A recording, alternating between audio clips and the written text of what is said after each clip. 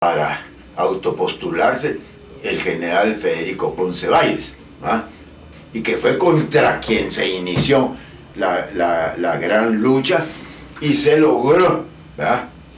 Lanzar la candidatura de Juan José Arévalo y ganó las elecciones con un número de votos como no la ha vuelto a tener nadie en el país, ¿verdad? Porque pasó del 80% cuando en el país, ¿verdad? Se prepararon estas condiciones de una nueva Guatemala, que efectivamente lo fue, con relación a lo que había sido el país desde 1871, ¿verdad? Mario Monteforte se incorporó completamente. Él no había participado en la Revolución de Octubre, porque no estaba en Guatemala. Él vino en los primeros meses del 45. Se estaba celebrando la convención del Frente Popular Libertador. Él no era afiliado, él no había estado en Guatemala. Y sus amigos lo fueron a traer al aeropuerto y lo pusieron de secretario general del Frente Popular Libertador, el partido más revolucionario que había en Guatemala en cuanto a intelectualidad, no en cuanto a masa. Es un partido de cuadros, pero de cuadros muy importantes y muy valiosos, pues, en donde estaba Bauer Páez, Manuel Galich, Mario Méndez Montenegro, etc. Mario Monteforte, Alfonso Bauer Páez, Ricardo Asturias Valenzuela y un montón de revolucionarios hicieron mucho por la juventud nuestra. Dada sus buenas condiciones, ¿verdad?, de que nos aventajaba, porque él ya había viajado, había estado en México y en otros países de Europa, y como era muy ilustrado, ¿verdad?, tenía una versación muchísimo más amplia que la que nosotros teníamos aquí de Guatemala, y por eso llegó a ser él presidente del Congreso de la República. Y él, en su carrera, en esa breve carrera política de la Revolución de Octubre, pues Mario hizo lo que tenía que hacer un hombre como él, diputado, presidente del Congreso, y de los que verdaderamente propusieron leyes, pues. Ahí se forjó el Código del Trabajo, ahí se forjó también el Instituto Guatemalteco de Seguridad Social. En 1949, Arana y Mario Méndez Montenegro estaban ya abiertamente complotando por derrocar a Arévalo, con lo cual desde luego Mario Monteforte no estaba de acuerdo, de plano no estaba de acuerdo. El presidente Arévalo convocó a los otros dos presidentes de los organismos del Estado, Mario Monteforte Toleda, presidente del Congreso, y Arturo Gerbrujer Asturias, presidente de la Corte Suprema de Justicia. Invitó a varios de sus ministros, entre los cuales estaba este servidor de usted, que era ministro de Economía y Trabajo, y a otros funcionarios públicos de su confianza, y nos informó: señores, aquí nos están preparando ya un golpe de Estado que va a estallar en estos días, y entonces, ¿qué hacemos? Entonces, ahí fue donde se resolvió que cuando él regresara del Puente de la Gloria, estaría un equipo para informarle la resolución que había tomado el Congreso la noche anterior.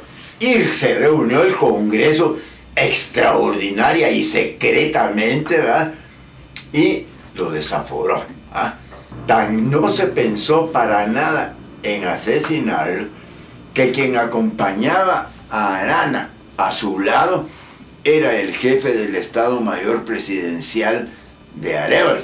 Claro, siempre se ha dicho que la intención era capturar a Arana y meterle un avión que el presidente Prío Socarrás de Cuba, que era muy amigo del presidente Arévalo, ya le tenía en el aeropuerto.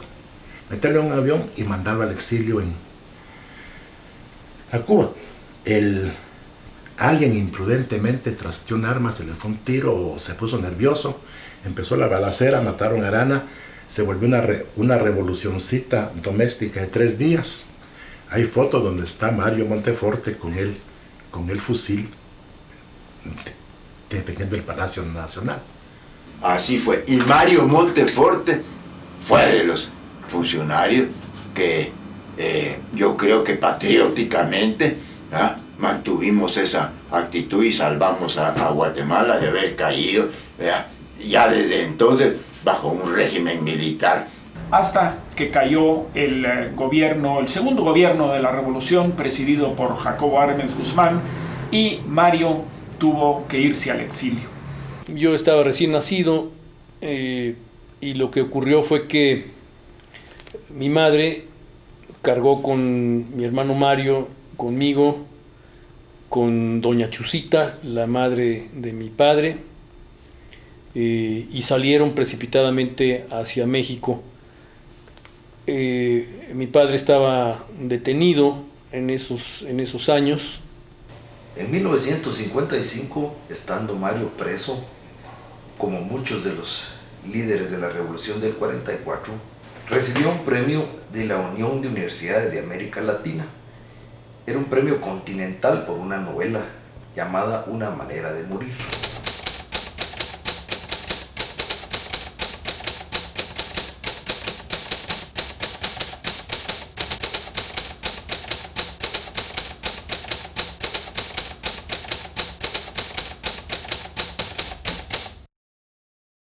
En los momentos en que Mario Monteforte empieza a destacar novelísticamente, en el año 55, acaba de ser el proceso revolucionario, acaba de terminar el proceso revolucionario en Guatemala.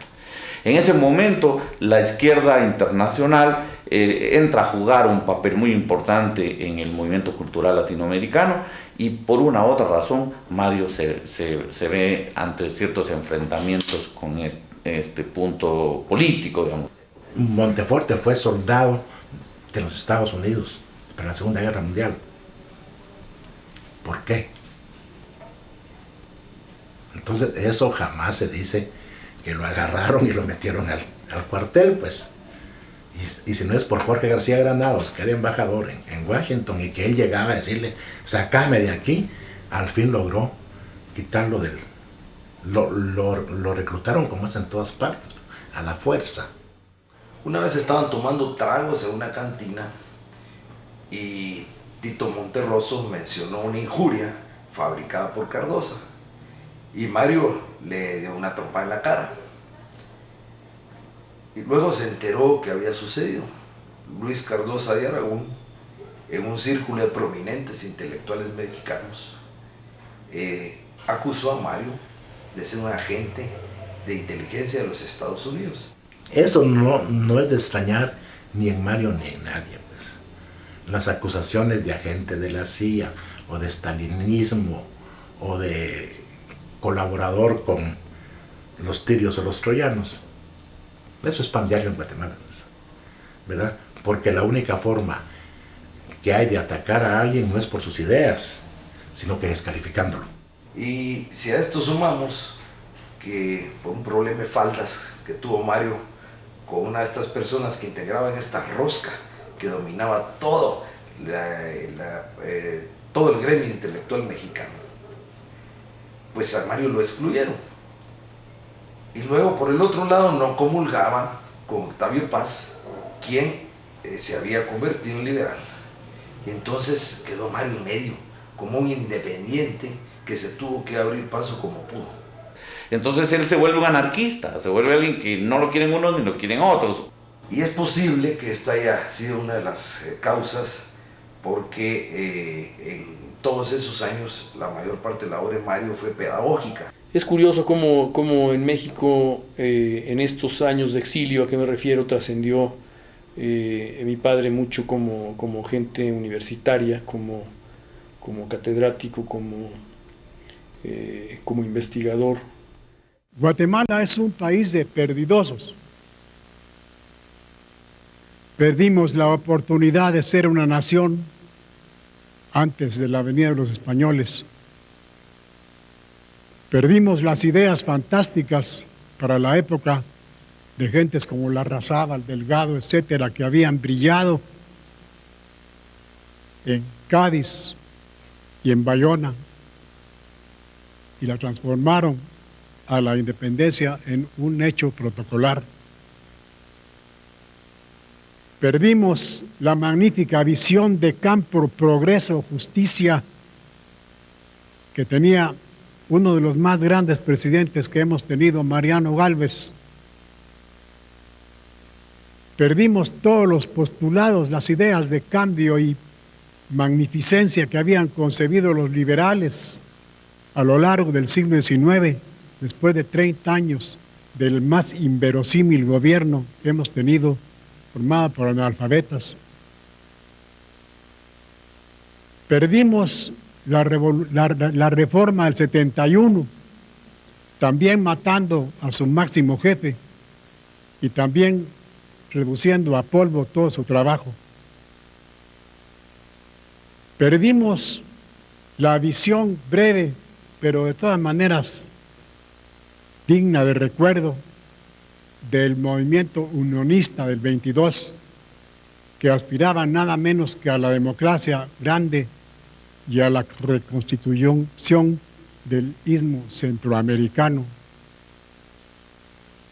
Y por último, perdimos la Revolución de Octubre del 44, que era el salto más grande que había habido en este país para salir del medievo.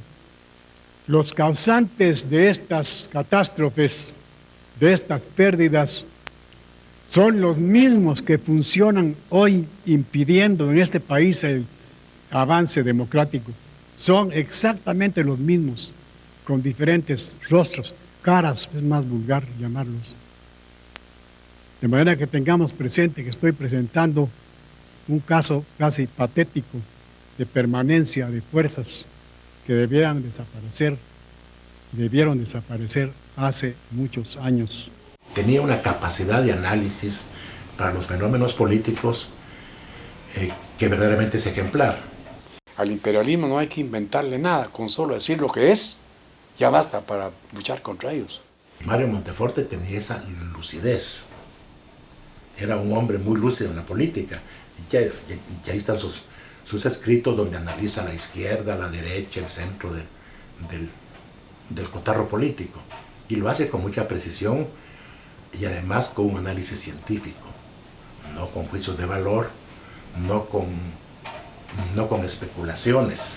Tuvo invitaciones de los partidos políticos para incorporarse a alguno de los proyectos políticos para que fuera diputado, lo rechazó y mantuvo una actitud crítica severa, pero al mismo tiempo tolerante y respetuosa. Eso lo llevó a ser amigo de varios presidentes, a darles consejos a los presidentes. Una faceta de él que ha sido cuestionada, pero que yo la veo muy positiva, porque teniendo autoridad, la autoridad que él tenía y la experiencia, no solo les daba consejos, sino también les llamaba la atención y los regañaba. Y lo que es mejor, los presidentes se lo aceptaban. El poder económico de Guatemala, que domina los medios de difusión, se encarga de centrar la atención de la gente en torno a coyunturas, a sucesos del día, a hechos sin importancia, para que la gente no le meta diente a la profundidad de las realidades. Nosotros vivimos en una realidad doble. Ese mundo de mentira en que nos han colocado estas gentes y las realidades que están abajo. La labor de la derecha, de la izquierda, me parece a mí, es sacar ese fondo afuera, para que se conozcan qué son las cosas.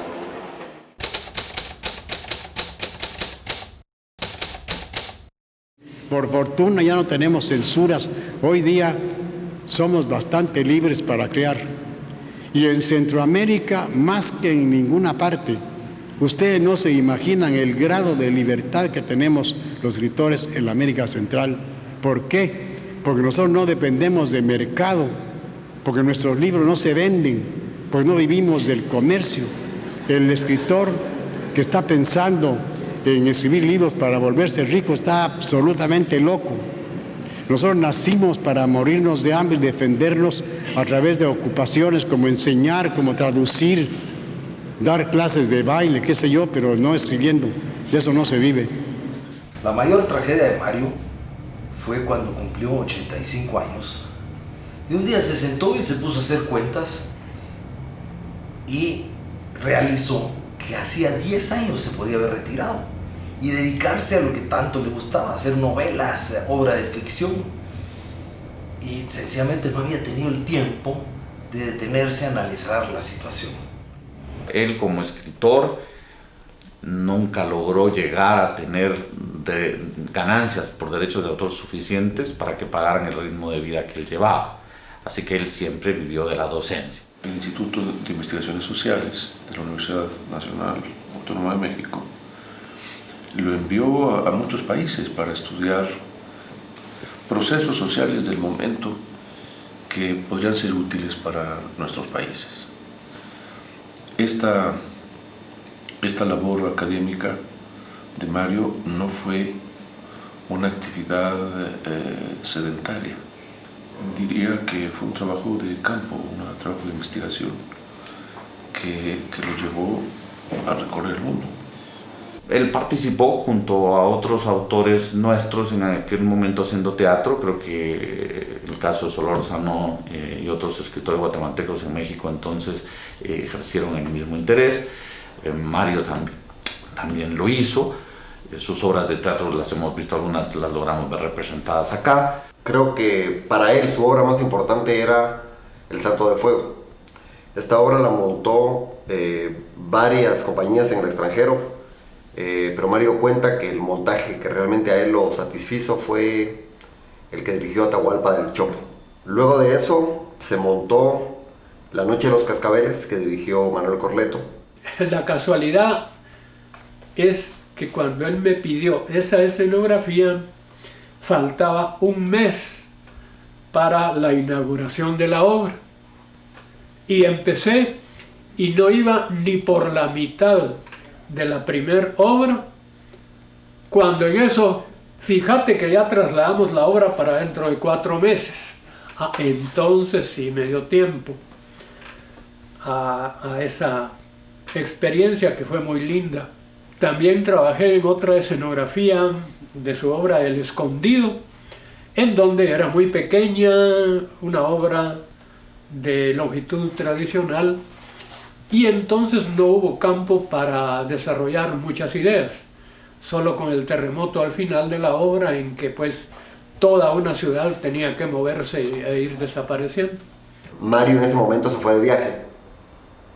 Entonces Efraín, por supuesto que es Efraín Recinos, hizo una escenografía que no tenía nada de realismo. Y El Escondido es una obra realista. Entonces habían enormes muros y figuras al fondo donde hay como un agujero en medio de la escenografía, que para Efraín eso era una ventana, pero para Mario no. Entonces, cuando él vino y vio su montaje, entonces nos dijo que le habíamos dado la puñalada trapera, porque él no había pensado que las cosas fueran así. Como siempre, Mario era un hombre muy controversial. Entonces, por supuesto que en ese momento Efraín y yo discutimos con él sobre asuntos eminentemente estéticos y acordamos que mejor íbamos a seguir siendo amigos que volver a trabajar juntos. El comentario de trabajar junto a Mario en algo es duro, fuerte, alegre, emocionante.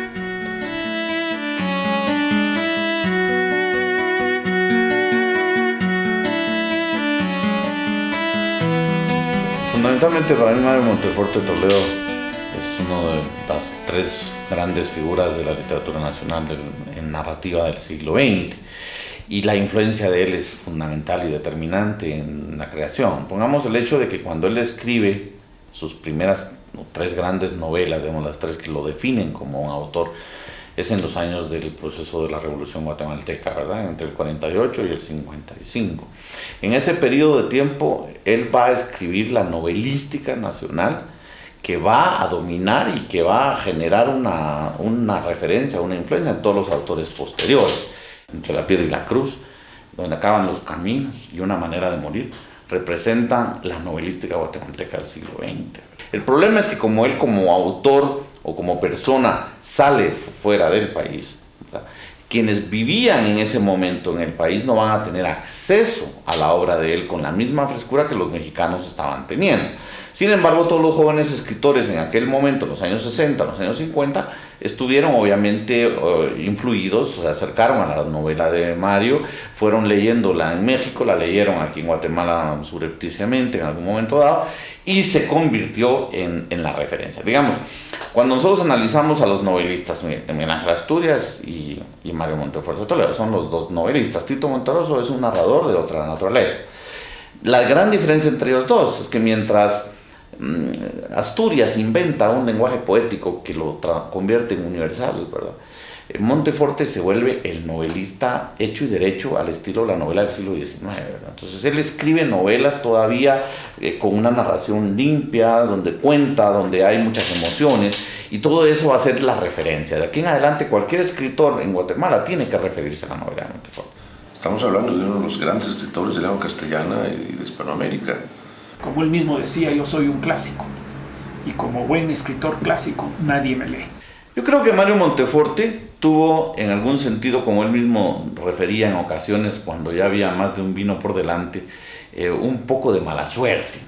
La obra de él ha sido obviamente muy difundida, se tradujo en varios idiomas, la podemos encontrar en los principales lugares, en Gallimard, en Francia, todo. Sin embargo, nunca tuvo la gran acogida internacional que debería haber tenido. Cuando uno se pregunta por qué, es muy fácil llegar al punto. La novela de él, Una manera de morir, en alguna oportunidad me contó que cuando iba a ser lanzada por la editorial Océano, que era un lanzamiento latinoamericano, él había ganado el premio en Nueva York, que estaba en ese momento en su mejor momento, iban a filmar la película de la novela, y él paró, porque la editorial Océano le puso limitaciones. Digamos, en aquel momento la editorial Océano estaba muy ligada también a la iglesia, y entonces le pidieron que quitara el capítulo, el famoso capítulo que aparecen en la iglesia y donde hay una actitud anticatolicismo, digámoslo en este caso, entonces anticlerical.